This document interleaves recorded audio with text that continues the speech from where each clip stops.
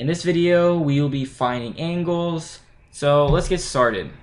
So sine is for opposite hypotenuse. Some people say opposite hypotenuse. Cosine, we say adjacent over hypotenuse. And tangent, we say opposite over adjacent. And now we will solve examples where we will use this. So let's say we have an x right here. We want to know what is sine x. Sine x, x is the angle, will be A over C. Opposite to this angle is A. That's why A is in the numerator, divided by C. Hypotenuse, the hypotenuse for this triangle is C. So sine x is equal to A over C. A divided by C. Next we'll do cosine.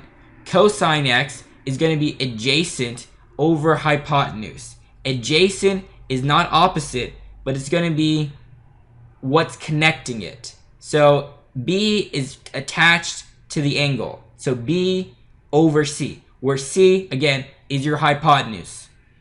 Finally, we'll do tan x. So tan x, that's going to be opposite over adjacent. Opposite to x is A, adjacent is B. So A over B. Now we'll solve a more concrete example. So we have cosine 30. 30 is here. We want to solve for x. So we want to know what is the value of x. So in order to do so, we could say that cosine 30 is equal to adjacent over hypotenuse. Because we don't know the opposite. Opposite would be here, right? But we know adjacent because the angle is attached to this side, which is 5. So 5 divided by x. And now once we have it in this form, getting x should be pretty easy. We could say that this right here is cosine 30 divided by 1. It's the same thing, right? Is equal to 5 divided by x. Next, we will cross multiply. So x times cosine 30 is equal to 5 times 1. So 5.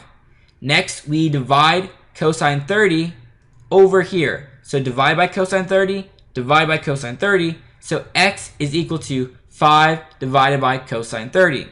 And we would ultimately get, when we plug this into a calculator, is 5.77. And that's all we need to do for this problem.